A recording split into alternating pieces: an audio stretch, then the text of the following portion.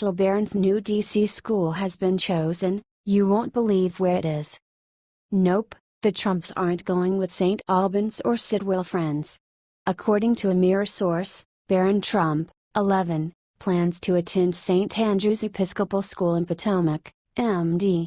It's not a quick jaunt from the White House, but it has its advantages. For one thing, the school stresses diversity. We value and respect all differences, including but not limited to age, ability, ethnicity, family structure, gender, race, religion, sexual orientation, and socioeconomic status, says the school's diversity statement. To build and sustain a diverse community, the school proactively addresses equity and inclusion in its policies, programs, and practices. We hold everyone in our school accountable for respecting the multitude of human identities and perspectives and for promoting a safe and supportive school environment. Sponsored links by For Another. St. Andrews would give Barron lots of attention, since the school has only 580 students. The student-teacher ratio is 7:1. Class sizes range from 11 to 15 students. It has fancy buildings, said a 15-year-old female who attended a summer program at the school. I phoned St. Andrews. A flustered receptionist sent me straight to the admissions department when I asked about Barron attending the school. No one returned my call. Tuition isn't cheap, it'll run the Trumps $38,590 a year. That price tag jumps to $40,650 for high school. Choosing St. Andrews would be a stark departure from other presidential kids. For instance, Sasha and Malia are Sidwell Friends attendees. Malia graduated last spring and is taking a gap year before she goes to Harvard. The Bush twins, Jenna and Barbara, attended high school in Texas. Chelsea Clinton graduated from Sidwell Friends. Amy Carter went to Stevens Elementary School and Rose Hardy Middle School. Tricia Nixon and her younger sister Julie both attended Sidwell Friends. If Barron completes middle school at St. Andrews, which is 6th to 8th grades, he'll be required to participate in service learning activities. In the 8th grade, students take a 2-day field trip to a church in Washington that runs a soup kitchen. Students listen to a homeless person's life story. They also make, serve, and eat a meal with the homeless. In Trump's second White House term, if there's one, and if Barron finishes up high school there, he'll be expected to complete 20 hours of community service between his 9th and 11th grades and 60 hours in the last 2 weeks of his senior year. A statement of philosophy reads as follows: St. Andrews programs are designed to serve students of varied interests and abilities capable of achievement in a challenging academic environment. To create such an environment, St. Andrews supports a dedicated faculty and administration who respect and appreciate students. They also stress balance and compassion. St. Andrews strives to challenge and support all of its students in a balanced program to nurture their academic, artistic, athletic, and spiritual growth.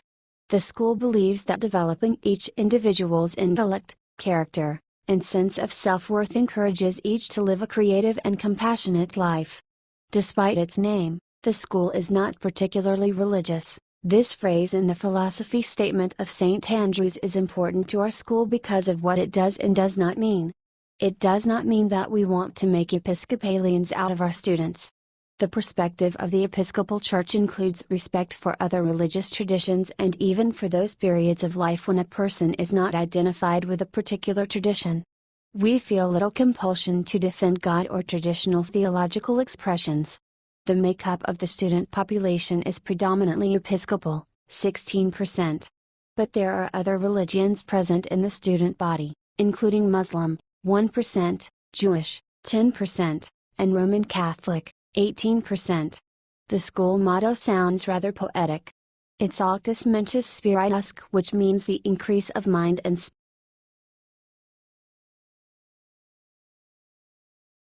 Just in Donald Trump makes major impeachment announcement.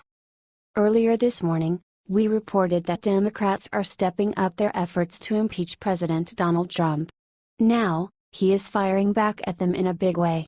Daily Mail reported that Trump took to Twitter on Thursday morning to slam the Justice Department's decision to appoint a special counsel to investigate Russian meddling in the 2016 campaign.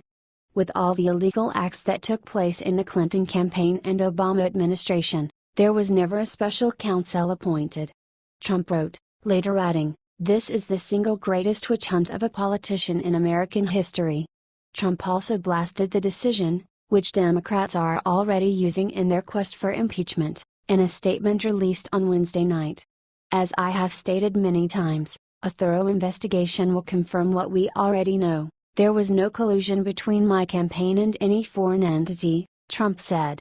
This came after the Justice Department announced that former FBI Director Robert Mueller, who held the position for a decade and was reappointed by Barack Obama, would serve as special counsel, and would have all appropriate resources to carry out the probe.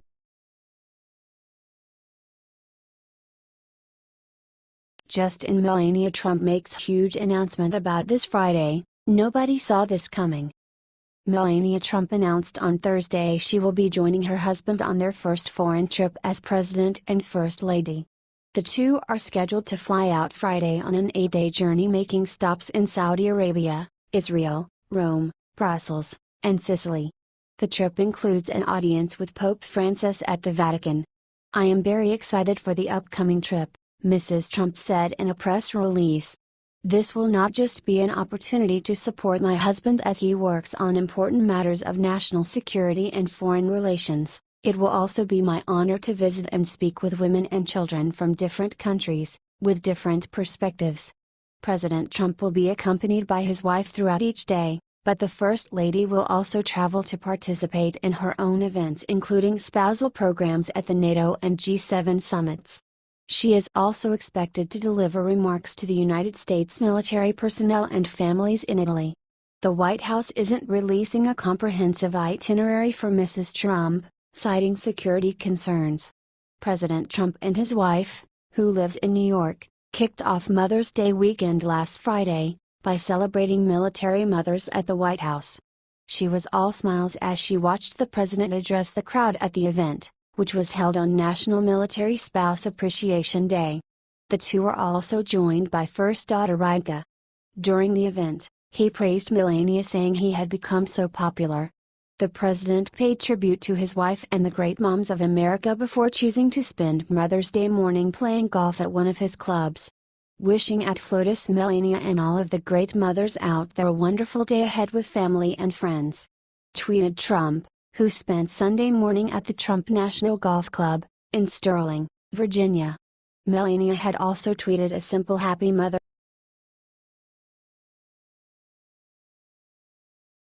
Happening now: Republicans turning on Trump, look who just called for his impeachment.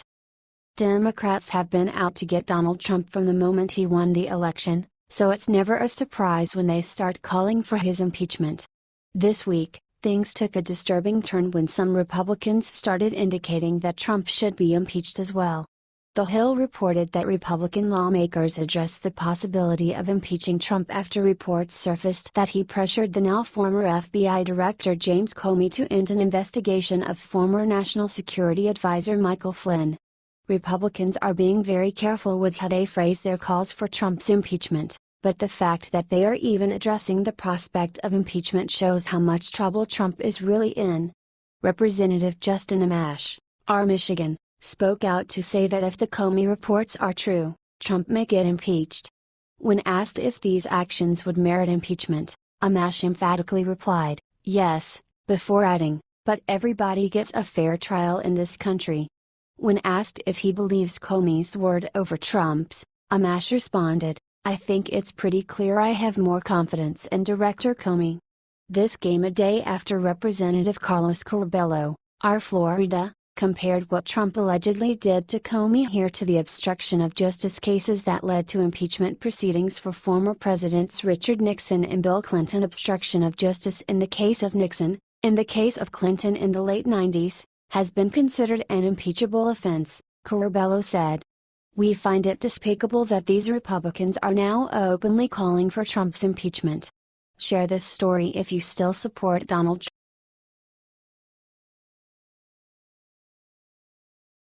He's back. O'Reilly signing with new network to compete with Fox. It's been less than a month since Bill O'Reilly was fired from Fox News after a series of sexual harassment allegations against him came to light. Many said that his career was over, but he's already proving them wrong in a big way. New York Daily News reported that O'Reilly is currently being scouted by various conservative media outlets who hope to create a potent competitor to Fox News. Bill O'Reilly has been nothing short of a powerhouse in cable news. "We have received thousands of requests to add Mr. O'Reilly to our team," said Charles Herring, CEO of San Diego-based One America Network. "I'm sure several national cable news networks have expressed strong interest in Mr. O'Reilly, and One America News is no exception, but we have no further comments at this time."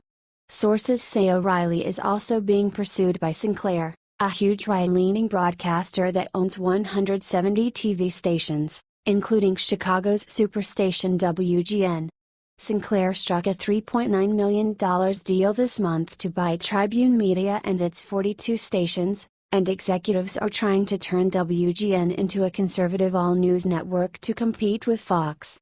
This will come as amazing news to O'Reilly, who has had a difficult time dealing with what happened at Fox. "I am sad that I am not on television anymore," he said after he was fired. "I was very surprised how it all turned out.